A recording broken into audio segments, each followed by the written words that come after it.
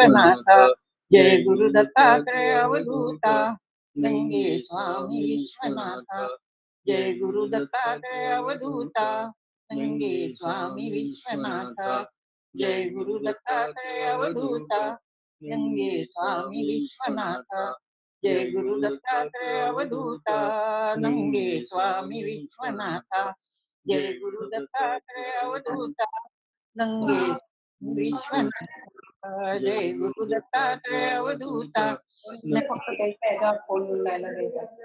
जय गुरु दत्तात्रय अवधूता नंगे स्वामी विश्वनाथ जय गुरु दत्तात्रय अवधूता नंगे स्वामी विश्वनाथ जय गुरु दत्तात्रय अवधूता नंगे स्वामी विश्वनाथ जय गुरु दत्तात्रय अवधूता नंगे स्वामी विश्वनाथ जय गुरु दत्तात्रय अवधूता नंगे स्वामी विश्वनाथ जय गुरु दत्तात्रय अवधूता नंगे स्वामी विश्वनाथ जय गुरु दत्तात्रय अवधूता नंगे स्वामी विश्वनाथ जय गुरु दत्तात्रय अवधूता नंगे स्वामी विश्वनाथ जय गुरु दत्तात्रय अवधूता नंगे स्वामी विश्वनाथ जय गुरु दत्तात्रय अवधूता नंगे स्वामी विश्वनाथ जय गुरु दत्तात्रय अवधूता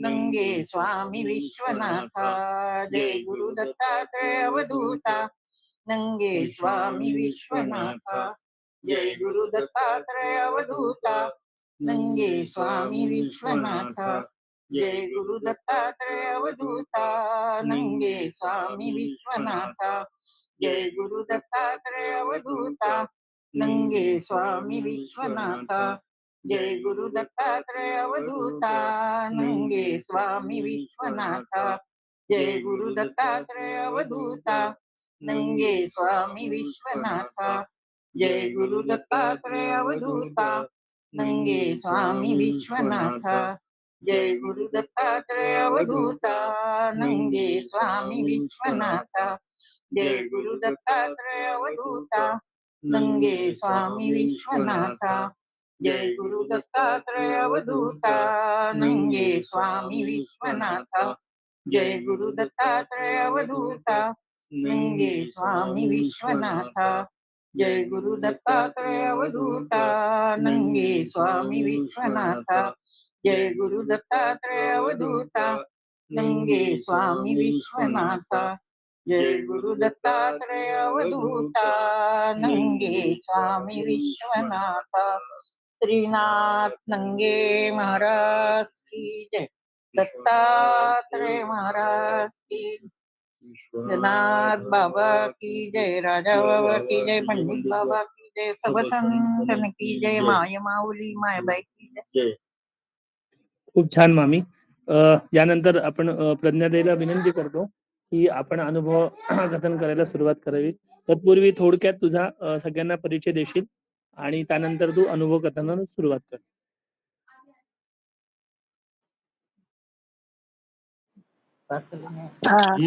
माझा नंगे बाबांना नमस्कार.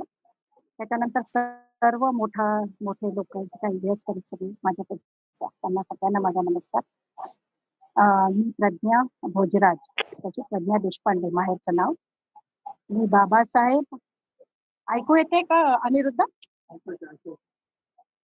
ऐकू येते का अनिरुद्ध? हो हो ओके. हा बंद केलाय आता. बघा ऐकू येतोय का सांग ताई. आणि माईक थोडासा जवळ घे म्हणजे आवाज आणखी मोठा येईल. Okay okay. आला आता? आला ताई. Yes yes.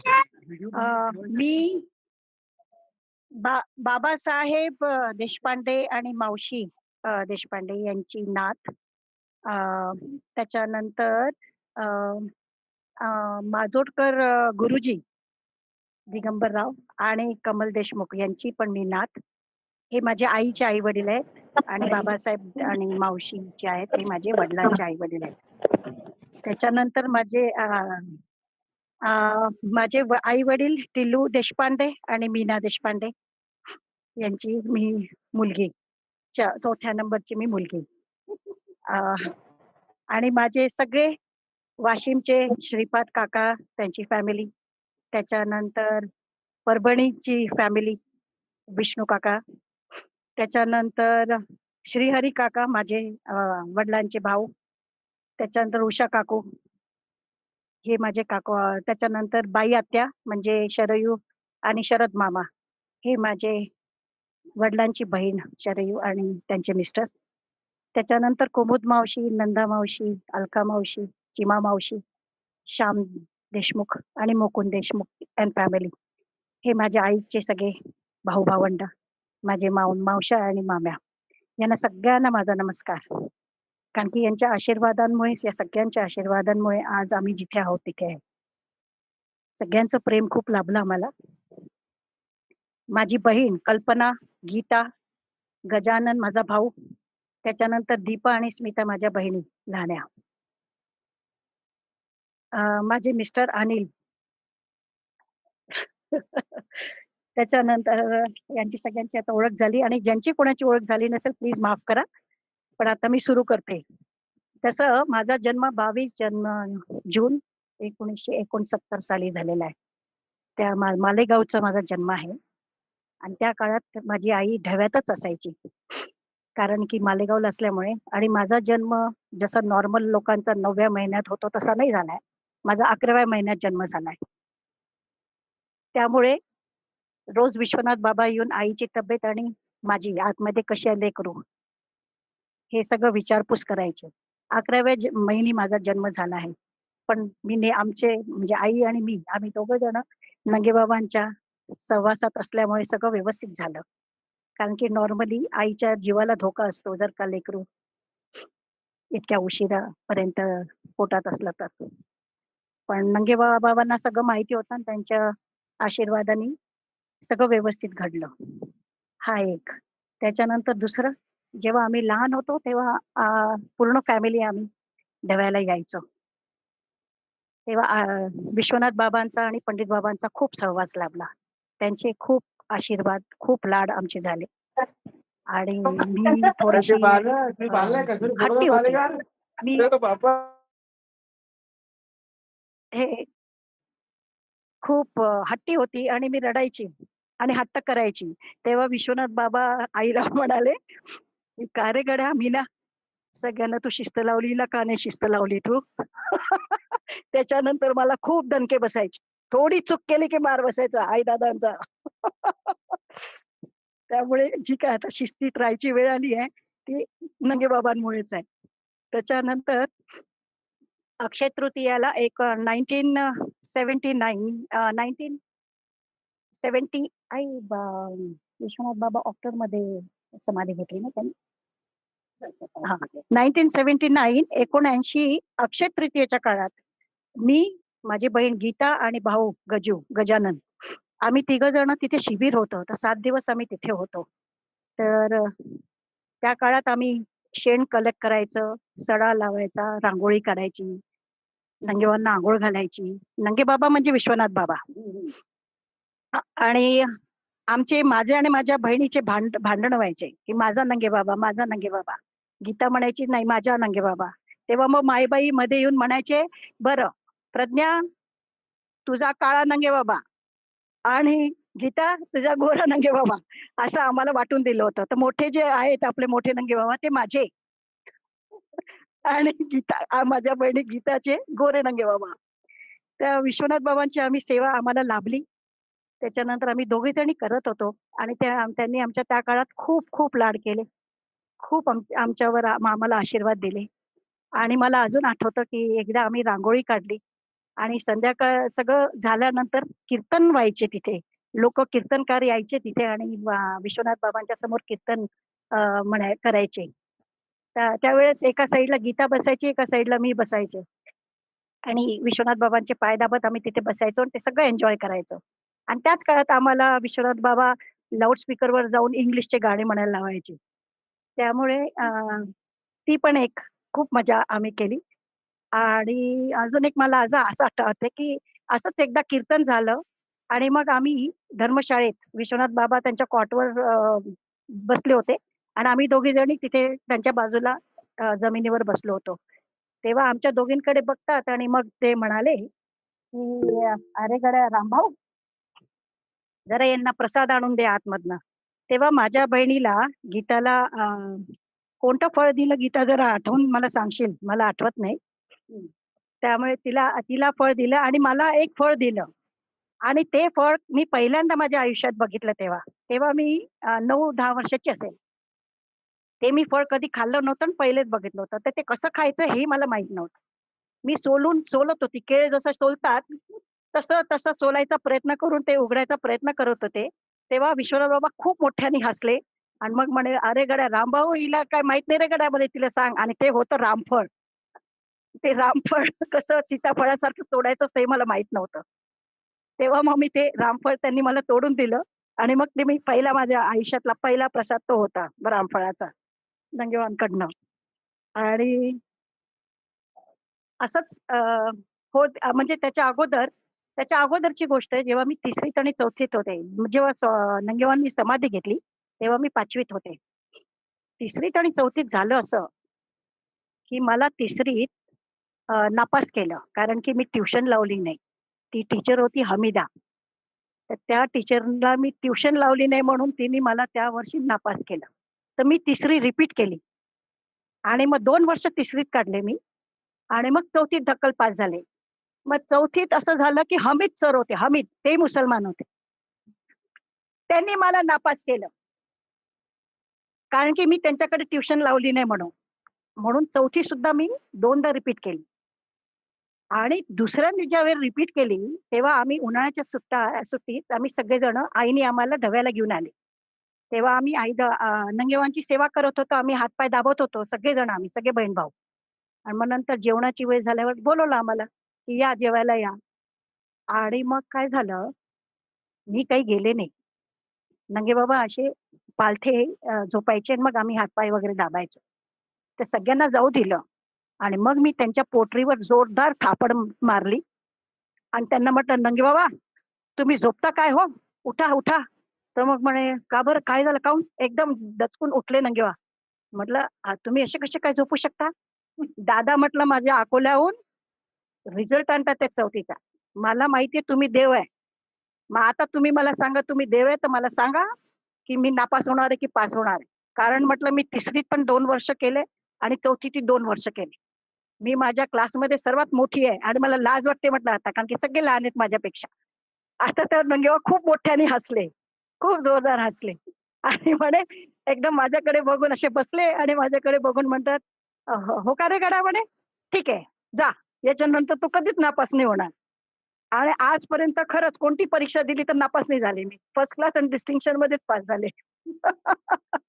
तर तो एक आशीर्वाद मिळाला. आयुष्यभरासाठी तो एक नंगेबाबांचा आशीर्वाद मिळाला. त्याच्यानंतर नंगेबाबा घरी यायचे.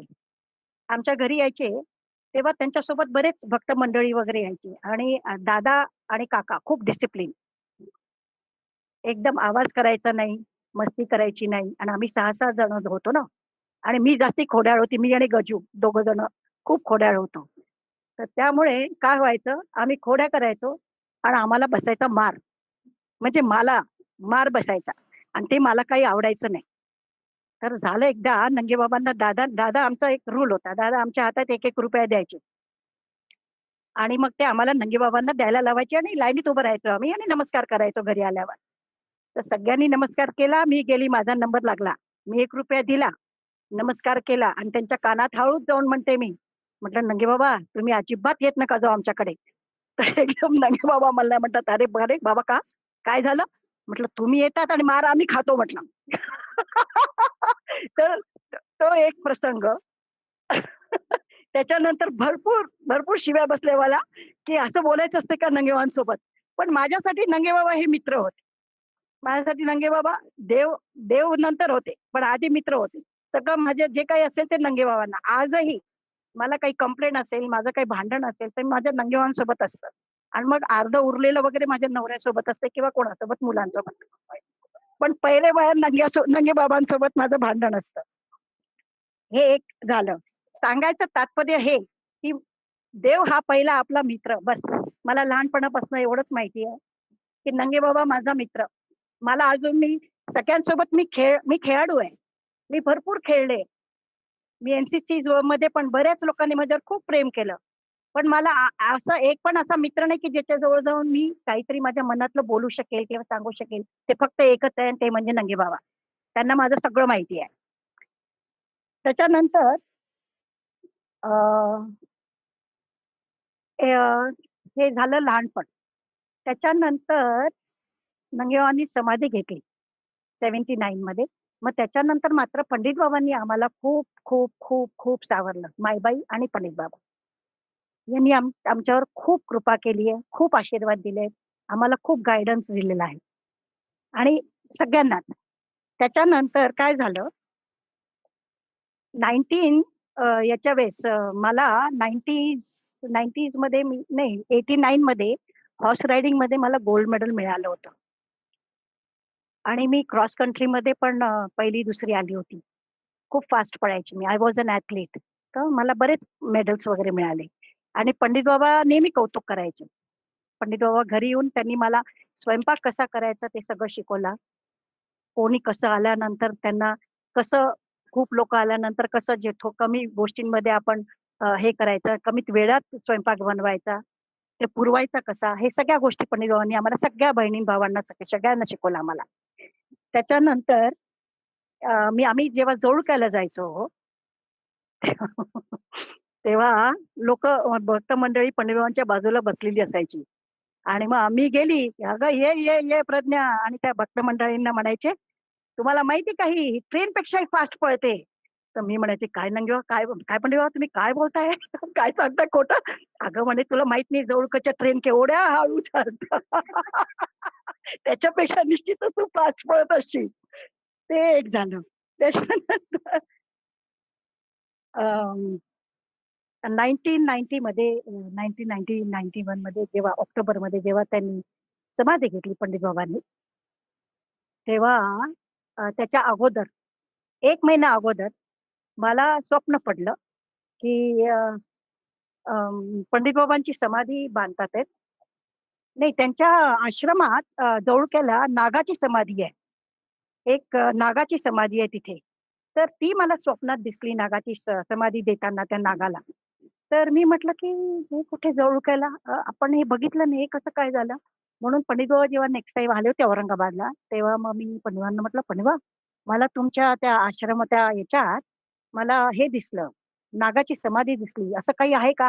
तर म्हणे, "हो, आताच इतक्यातच एक नागाला आम्ही समाधी दिली कारण की तिथे त्याचा प्राण गेला होता, तर आम्ही त्या नागाला तिथे समाधी दिलेली आहे." तर ते एक स्वप्नात पडलं होतं. आणि एक दुसरी गोष्ट, पंडित बाबा जेव्हा नागपूरला ॲडमिट झाले, त्याच्या 1 महिना अगोदर मला स्वप्नात दिसलं, की पंडित बाबा आमच्यासोबत आहे, सगळे पूर्ण फॅमिली सोबत आणि आम्ही त्यांच्यासोबत बोलतोय.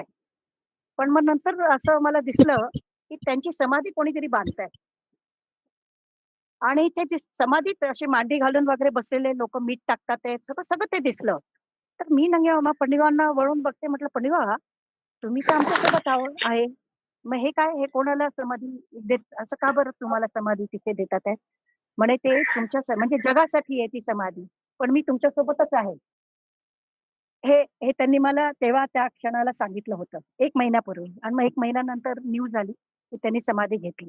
पण याचा अर्थ असं तात्पर्य हे, की या लोकांनी जरी समाधी वगैरे घेतली आहे, ते जगासाठी आहे. पण ते आपल्यासोबतच सतत आपल्यासोबत आहे. त्यांचा सहवास आपल्यासोबतच आहे. आज मी जेव्हा बोलते ते सुद्धा ऐकतात आहेत. हे मला पूर्ण 100% गॅरंटी आहे. त्याच्यानंतर अ, आमच्याकडे नंगेबाबा असताना की नंगेबाबा गेल्यानंतर नरसोबा वाडीचे ते आले होते पाटील महाराज. विश्वनाथ बाबांनी समाधी घेतल्यानंतर नरसोबा वाडीचे पाटील महाराज होते. तर ते आले होते आपल्या घरी. डी.वाय पाटलांच्या सोबत ते आले होते आपल्याकडे.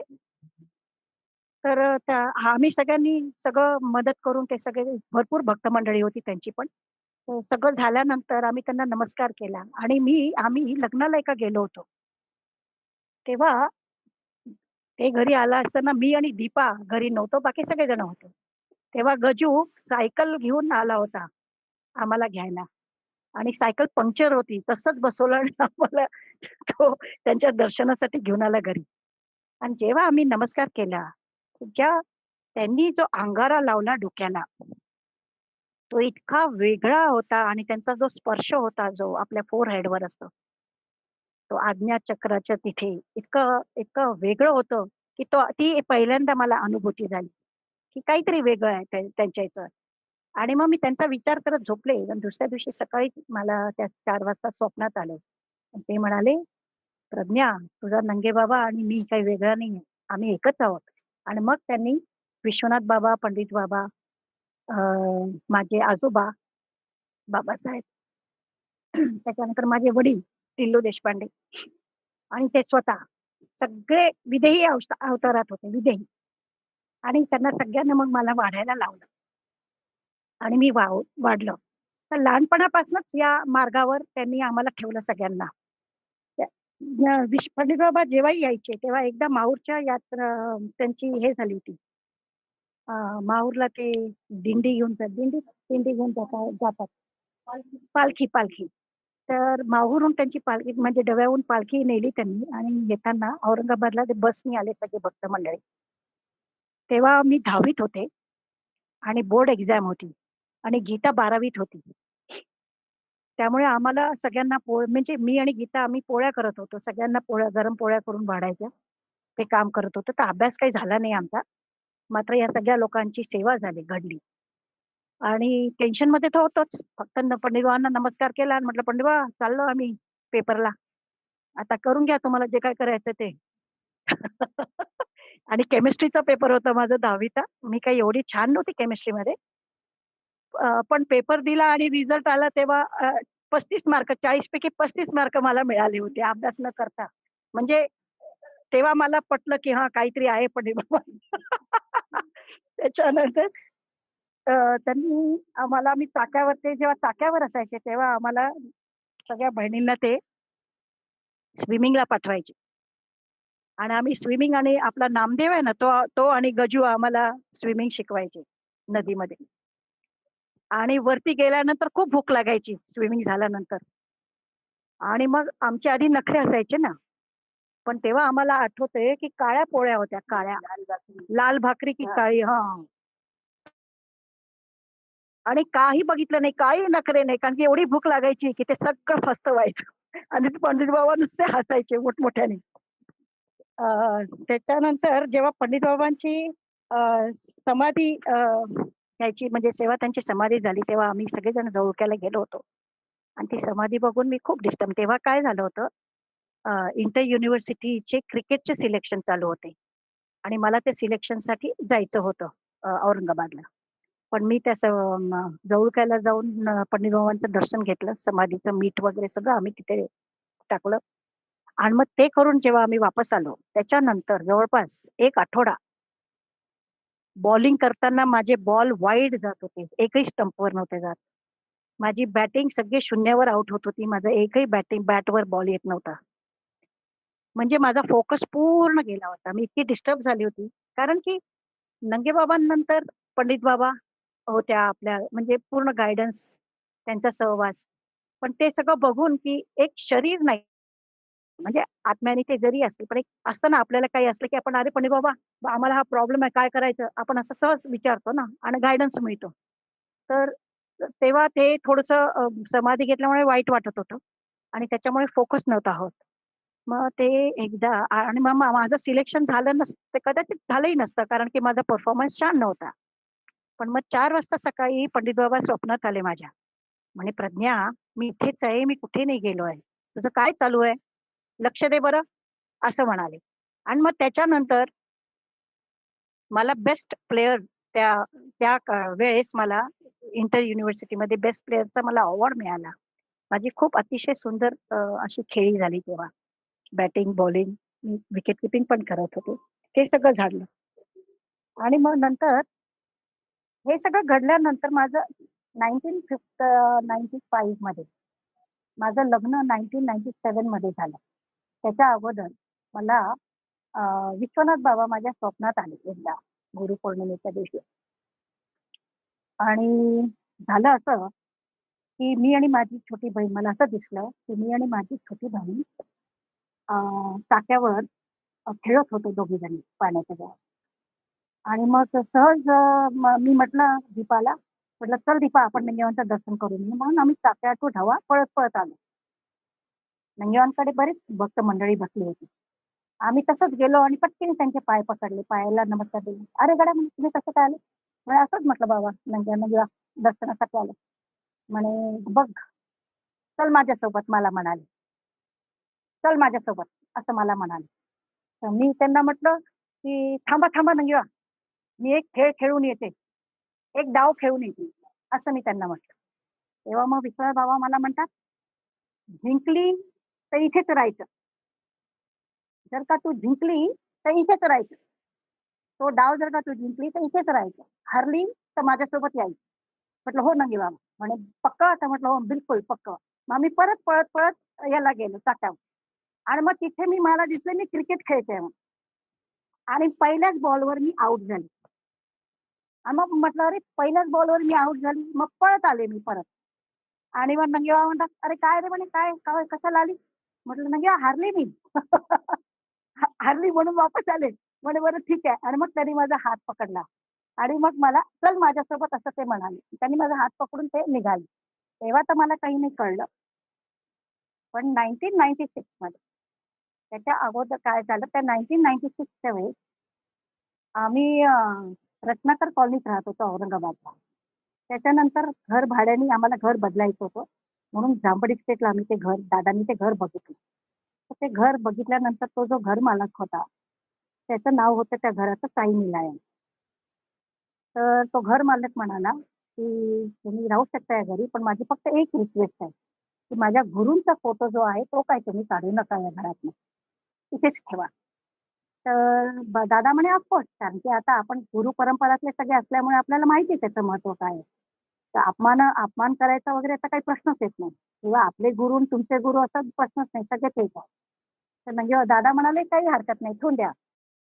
तर त्याच्याच बाजूला एका साईडला सत्यसाई बाबांचा फोटो आणि एका साईडला नंगेबाबांचा फोटो होता. आणि मी जी काही पूजा सकाळी नाथवाली स्कूलमध्ये मी कोचिंग करायची, तेव्हा सकाळी उठून माझी पूजा व्हायची, पोथी व्हायची आणि उदबत्ती, माझा तो नेम होता सकाळ संध्याकाळचा, की उदबत्ती सगळ्या फोटोजला फिरवायची. तेव्हा मग सत्यसाई बाबांना पण मी तेव्हा त्यांच्या बाबतीत काही माहित नव्हतं मला, पण मी त्यांना ती उदबत्तीचं हे द्यायची, धूप द्यायची. आणि मग तुम्ही जिथे असाल तिथे माझा नमस्कार असं म्हणायचं. तर एकदा दादा असेच कॉटवर पडले होते आणि त्यांनी असं बघितलं, एकीकडे विश्वनाथ बाबा आणि एकीकडे सत्यसाई बाबांचा फोटो. तर सहज त्यांच्या मनात आलं की तुम्ही दोघं जण इथे आहात, मग तुम्ही तुमच्या भक्तांना का बरं एकत्र नाही आणत? कारण की तेव्हा ताईचं लग्न झालं होतं आणि गीताचंही लग्न झालं होतं, जेव्हा आम्ही जांभळी स्टेटला शिफ्ट केलं होतं तेव्हा. तेव्हा माझ्यासाठी बोलणी चालू होती लग्नाची. तेव्हा दादांनी असं फक्त त्यांना, त्यांच्याकडे बघून फक्त असं एक स्वतःचा विचार मांडला त्यांच्यासमोर. तर काय झालं, एका आठवड्यातच माझे मिस्टर जे आता आहे अनिल भोजराज, त्यांच्या वडिलांचा फोन आला आणि ते म्हणाले की आम्ही तुमचे रोहिणीमध्ये 2 मुलींचे नावं आहेत. तर त्याच्यापैकी जी प्रज्ञा आहे, तिचं लग्न झालं का? तिथे अजून आहे. तर दादा म्हणे आहे अजून. तर म्हणे आम्ही इंटरेस्टेड आहोत त्याच्यात. पण त्याच्या अगोदरची गोष्ट अशी की मी खेळाडू म्हणून पहिल्यांदा माझ्या सासूबाईंनी आणि त्यांच्या भावांनी, म्हणजे अनिलच्या मामांनी, दोघांनी म्हणून पुण्याचे होते ते. त्यांनी जेव्हा म्हणे की अरे ही तर खेळाडू आहे, मी काय संसार करू शकेल? म्हणजे त्यांची क्रायटेरियामध्ये मी बसतच नव्हती. त्यांना डॉक्टर, इंजिनियर वगैरे असे पाहिजे होत्या म्हणून. तर त्यांनी रिजेक्ट केलं होतं मला. तर गोष्ट अशी झाली, रिजेक्ट केल्यानंतर एक गृहस्थ माझ्या सासऱ्यांकडे आले. की फोन आला होता आणि त्यांचा तिथे आले होते भेटे भावांना. फोन आला, ओके. त्यांचा फोन आला माझ्या वडिलांना, सासऱ्यांना. आणि ते होते त्यांचे बालपणाचे मित्र, म्हणजे ते एकत्र वगैरे शिकले वगैरे होते. आणि मग ते म्हणाले की अरे गड्या तुझं काय चालू आहे मनोहर? तर म्हणे काही नाही, माझ्या मुलासाठी मी मुलगी बघतोय आणि अशी ती मुलगी आहे, पण ती खेळाडू आहे. तर मग म्हणे अरे बाळा तो ती का, ते टिल्लू देशपांडेंच्या कोणत्याही पोरीशी लग्न कर, छान होईल सगळं, असं असं ते म्हणाले. कारण की तो तो माझा लंगोटी यार आहे असं म्हणाले ते. सिंधू देशपांडे माझा लंगोटी यान आहे असे बोलले. आणि त्यांनी म्हणून फोन केला दादांना की ती प्रज्ञा नावाची मुलगी आहे का म्हणून. तर दादा म्हणे हो आहे. पण माझं काय झालं, यांनी रिजेक्ट केलं होतं. सासूबाईंनी आणि त्यांच्या भावांनी मला रिजेक्ट केलं होतं, मामे सासऱ्यांनी. म्हणून मी म्हटलं लग्न करायचं आहे, पण पहिले रिजेक्ट केलंय, मग आता कसं काय ते हो म्हणतात आहे. म्हणून मी काही तयारच नव्हती जायला. म्हटलं मी जातच नाही. मी नाही म्हणजे मला हे खोट्यापासून कसा संसार खोट्याचा सुरू करायचा म्हणून मग मी अडून राहिली होती. पण आई दादा गेले मुंबईला. ताई भेटली, आई दादा भेटले, दीपा भेटली, गीताई अमेरिकेहून आली होती ती भेटली. ते सगळे मला फोन करत होते. मी औरंगाबादला नाथ व्हॅलीमध्ये होती तेव्हा. कोचिंग मुलांना. तर त्यांनी मला फोन केला म्हणे प्रज्ञा ये, प्रज्ञा ये. पण माझं भांडण नंगेवांसोबत होतं. म्हटलं मी नाही जाणार, मी नाही जाणार. कारण की म्हटलं पहिले रिजेक्ट केलं ना, आता कसं काय मला सिलेक्ट करतात. पण मग काय झालं शिर्डी साईबाबा माझ्या स्वप्नात आले आणि मला म्हणे तुला काय त्याच्या आईशी लग्न नाही करायचंय, तुला अनिलशी माझ्या मुलाशी लग्न करायचंय, तू ठाणे चिखलात लवकर ये. मग त्या स्वप्नात आल्यानंतर लगेच तुम्ही तयार झाले आणि दुसऱ्या दिवशी मुंबईला गेले. मुंबईला पण ती गेल्यानंतर याला भेटली. दत्त जयंती होती तेव्हा सांग. हा तेच नाही, हा ते त्याच्यानंतर याला भेटल्यानंतर. तर अनिलला भेटली, त्यांच्या आई वडिलांना भेटली. त्यांना मग ते जेव्हा अनिल एकदम समोर आल्यावर मला आतमधनं त्या दिवशी दीपा आहे ना आमची माझी लहान बहीण, ती मला सांगते की तेव्हा विश्वनाथ बाबा खूप हसत होते त्या दिवशी, खूप खुश होते. आणि त्या फोटोमधनं ते हसताना दिसत होते तिला. ज्यावेळेस ही देखणे दाखवायचा कार्यक्रम होता तेव्हा. आणि मी खरं सांगायचं झालं तर मी क्रिकेट खेळून उन्हात खूप काळी झाली होती. अजिबात छान दिसत नव्हती. सांगायचं तात्पर्य हे कारण की लोकांना गोरी मुलगी पाहिजे, छान दिसणारी पाहिजे. पण मी खेळत असल्यामुळे टॅन झाली होती सगळी आणि काळी होती. आणि माझा नवरा एकदम गोरा, इंग्लंडहून आलेला. त्याच्यानंतर काय झालं, त्यांनी मला बघितल्या मला आतमधनं आवाज आला की हा तुझा नवरा. आतमधनं मला नंगेबाबांचा आवाज आला की प्रज्ञा हा तुझा नवरा. बस तेवढं झालं. आणि मग हे लोक निघून गेले. आणि मग दुसऱ्या दिवशी आम्ही औरंगाबादला वापस यायला मी, आई आणि दादा ट्रेनमध्ये बसलो. तेव्हा दादा म्हणे नागपूरची अजून 2 मुलं आहेत ते आपल्याला बघायचे प्रज्ञा. पण आता हा आवाज तर नंगेबाबांचा आतमधनं आला त्यामुळे कॉन्फिडन्स होता थोडासा की बाबा हाच माझा नवरा आहे म्हणून. म्हणून मी दादांना म्हटलं दादा आता काही ते बघायची गरज नाही, हाच माझा नवरा आहे, अनिलच माझा नवरा आहे असं मी म्हटलं. तर दादांनी मला तिथे म्हणे एवढा ओव्हर कॉन्फिडन्स चांगला नसतो म्हणे प्रज्ञा, चुपचाप ते 2 मुलं बघायची परत. मग म्हटलं द्विधा मनस्थिती झाली. कारण की दादा जे म्हणतील ती पूर्व दिशा माझ्यासाठी, दादा माझ्यासाठी नंगेबाबा होते. माझ्या आयुष्यात मी जे काही गोष्टी केल्या ते मी माझ्या वडिलांसाठी केलं. माझा खेळ, माझा अभ्यास, माझं सगळं माझ्या वडिलांसाठी मी केलं. सगळं डेडिकेटेड टू माय फादर. त्यामुळे दादा जेव्हा असं बोलले तेव्हा मग परत द्विधा मनस्थिती झाली माझी. म्हटलं अरे बापा आता काय करायचं, नंगेबाबा तर असं म्हणाले. दादा म्हणतात ओव्हर कॉन्फिडन्स चांगला नाही. मग जेव्हा घरी पोहोचली त्याच्या 24 तारखेला मला आठवते 22 डिसेंबरला 96 मध्ये मी अनिलला भेटले आणि 24 डिसेंबर 96 ला दत्त जयंती होती. तर माझं रुटीन असायचं दत्त जयंतीला आपलं पोथीचं विश्वनाथजी ग्रंथाचं पारायण करायचं. आणि तेव्हा आम्ही इंग्लिश मीडियम मध्ये शिकलं असल्यामुळे मराठी अजिबात छान नव्हतं. तर म्हणजे 8-10 तास लागायचे मला. पण मी बसायची, सकाळी बसायची, ते 8-10 तासानंतर माझं संपायचं. त्याच्यानंतर मग मी दत्तचा फोटो ठेवला, त्यांना पूजा केली त्यांची, त्याच्यानंतर हार वाहिला आणि मग ते पारायण करायला बसले मी विश्वजीवन ग्रंथाचं. आणि माझं झालं ते ग्रंथाचं पारायण. आणि मग ते झाल्यानंतर मी नंगेबाबांना म्हणजे दत्तात्रेयांना नमस्कार केला. म्हटलं हे बघ रे बाबा देवा, प्रत्येक बाईचं जे काही असते पहिले लग्न देवाशीच लागलेलं असतं, देवच तिचा नवरा असतो. पण म्हटलं या संसारात राहायचं असेल, हे माझे वाक्य होते बरं का, खरं म्हणजे खोटं काहीच नाही होतं. पण म्हटलं आता या संसारात राहतो, बाईच्या जन्माला आलोय बाईच्या याने, तर मग जर का अनिलच माझा नवरा असेल तर मला काहीतरी क्लू दे. कारण की दादा म्हणतात ओव्हर कॉन्फिडन्स चांगला नाही आणि आतमधनं तर आवाज आला की हाच माझा नवरा. तर ते जर का असेल काही तर मला तू काहीतरी क्लू दे, मला कळू दे की हो खरं आहे म्हणून ते. तर जेव्हा मी सकाळी दत्तात्रयांच्या फोटोवर हात लावला होता, हार लावला होता, तो चक्क उडून माझ्या हातात आला. तो उडून माझ्या हातात आला तो हार. आणि तो मला पहिला अनुभव आला, की आपल्यापेक्षाही कोणती एक शक्ती आहे, जी आपल्याला दिसत नाहीये, पण आपण तिच्याशी बोलतोय. विश्वासाने, प्रेमाने तिच्यासोबत सगळं समोर ठेवतोय सरेंडर करून. तर ते रिस्पॉन्स करतात आपल्याला, ते उत्तर देतात आपल्याला. तेव्हा मला तो अनुभूती आली, तेव्हा तो हार माझ्या हातात आला. आणि मग मी आईला म्हटलं, "आई, अनिलच माझा नवरा आहे. आपण त्याचे 2 मुलं बघायची ना, तू दादांना सांग." आणि मग आईने दादांना सांगितलं, तर ते 2 मुलं नागपूरचे काय आम्ही बघितले नाही. पण अनिलच्या फोनची आम्ही वाट बघत होतो. इकडे अनिल मला बघितल्यानंतर तर त्यांनी बघितलं मला आणि म्हणाला, की "हे सगळं तर ठीक आहे. खूप आध्यात्मिक आहेत हे लोकं. पण मी काही एवढा नाहीये." म्हणजे तोही द्विधा मनस्थितीमध्ये होता.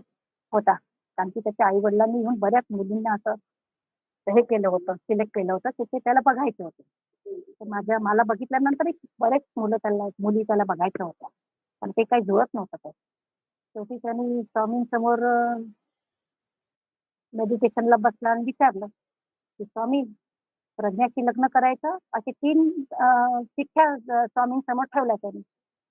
स्वामींच्या फोटोजवळ, की "प्रज्ञाशी लग्न कर, थांब, नाहीतर लग्न करायचं नाही." अशा 3 चिठ्ठ्या ठेवल्या.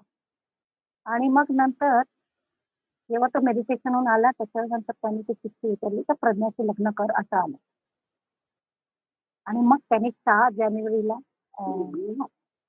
दिलं, की अ, "मला पसंत आहे मुलगी" म्हणून त्यांचा फोन आला. तेव्हा दादा मग एकदम टेन्शनमध्ये होते आमचे.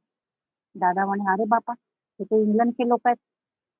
त्यांनी काही मागितलं, दहेज वगैरे तर काय करायचं?"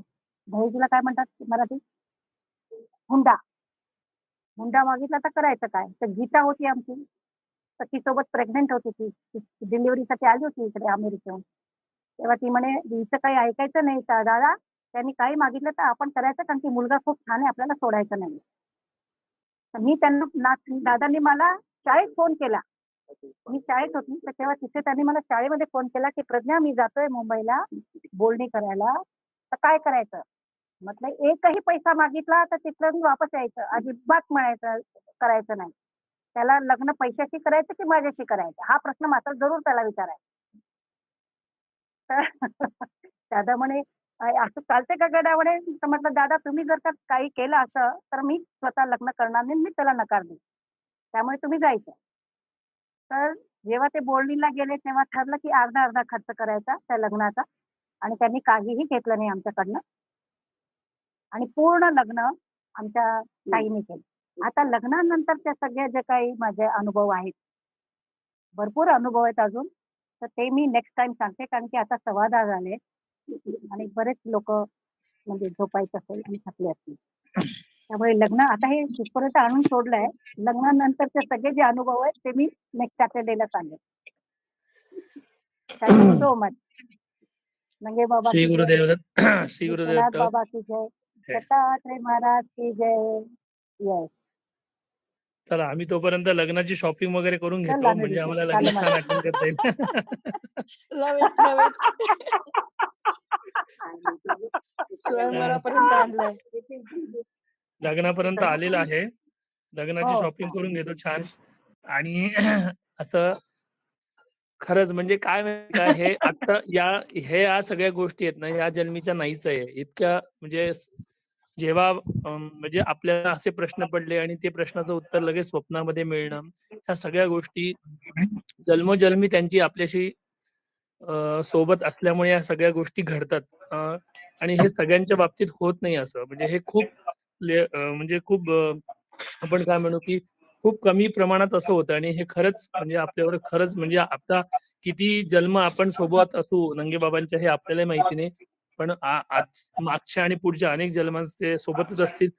इतकं सुंदर प्रज्ञा ते तुझं झालं की हे म्हणजे असं वाटत होतं की प्रत्येक क्षणाला ते प्रसंग तुझे झाले आणि तिथे सगळ्या गोष्टी डोळ्यासमोर येत होत्या सगळ्या पूर्ण. खूप सुंदर. मस्त एकदम छान. आता याच्यानंतर आपण पण धावा तुम्हाला खूप घेऊया. टेन्शन दिलं अनिरुद्ध, इतक्या शॉर्ट अरे नाही प्लॅन मध्ये रे, ते तुम्हाला सगळं बोलावलं. हे बघ, एक लक्षात ठेव, हे सगळं करता करवी तर आपण काय करतो का तूच सांग मला. इतके दिवस काही नाही झालं, करता नाही करवी तर काही तेच काहीच आहे. करत नाही. मग बोलता धनी हो तोच आहे हो. आपला. पण मी अजून एक मी म्हणू इच्छिते, आज हनुमान जयंती आहे.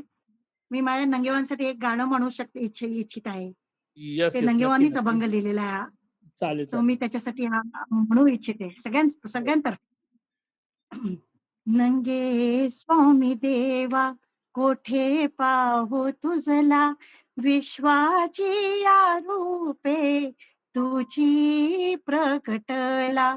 नंगे स्वामी देवा प्रगट झाला भक्ती नाम वाचे, बोधवी मनासी निरंतर साचे. दृढ भाव ज्याचा त्याने ओळखिला, विश्वाची या रूपे तुझी प्रगटला. नंगे स्वामी देवा पिंड ते ब्रह्मांड रूप तुझे एक, व्यापुनी जगता अससी माईक. कळे नाती गुंज भक्ती विणकुणाला, विश्वाची या रूपे तुझी प्रगटला. नंगे स्वामी देवा म्हणे विश्वनाथा पाहिला अंतरी, सखा पांडुरंग भक्तांचा कैवारी. निज भक्तासाठी धावोनी आला, विश्वाची या रूपे तुझी प्रगटला.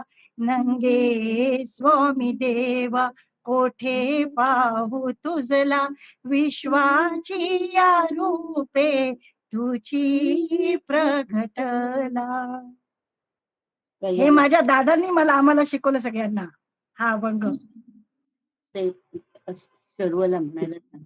हो. सुंदर, खूप सुंदर.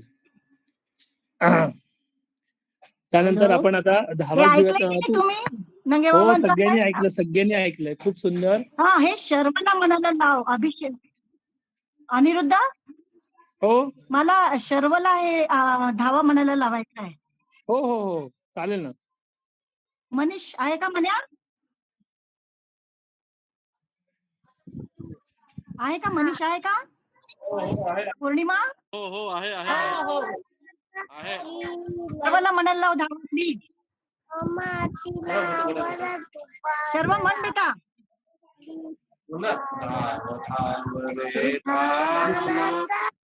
कुठे निवांत? आमारी धावण तुपात रावी भक्ती उठावी, जगमाती वसुदेव आठवीन ताई, मानव जन्मा आली आठवण देवा तुझे पाय, बहुदुःखाने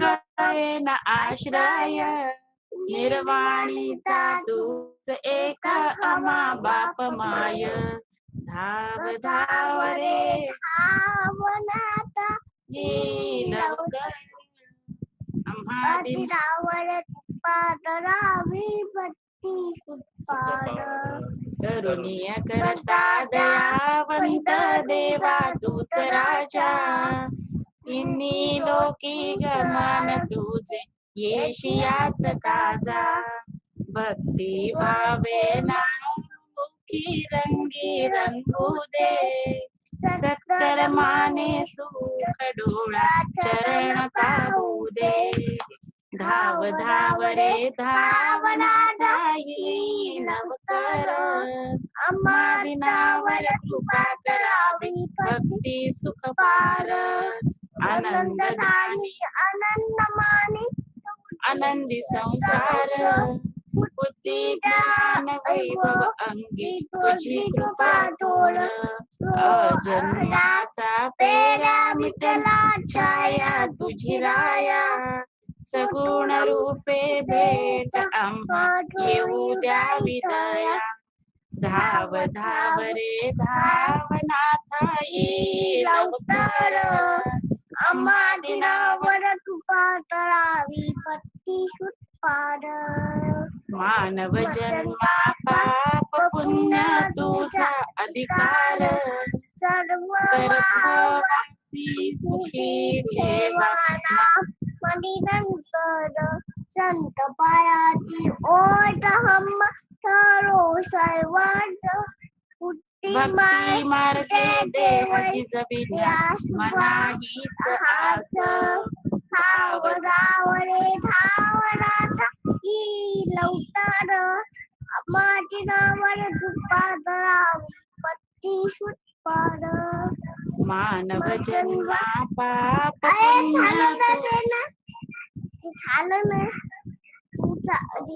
आत्मसुखाची दृष्टी दर्शविण्या देवा तुझा भाव सर्वा ठाई एक रूप सोहम तुझे नाव जेथे तेथे तूच भरला नामे विश्वभर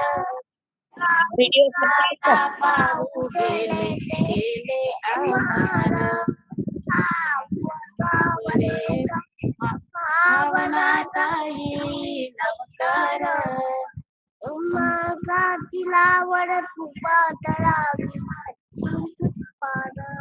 विश्वनाथा ध्यानरूपी तुझा परिवार नाथ दिगंबर नंदे स्वामी दत्ता अवतार भावनाथा येईल अवतार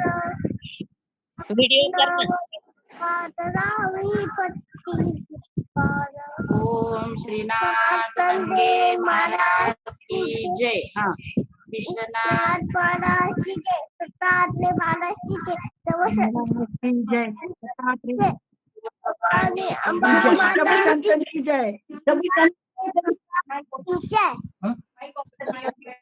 वा वा सगळ्यांनी टाळ्या वाजवा सर्वांसाठी क्लॅप वा वा खूप सुंदर सर्वर एक नंबर सर्व खूप छान खरंच एक नंबर ऐकायला जातात खरंच एक खूप नंबर सुंदर सर व्हेरी नाईस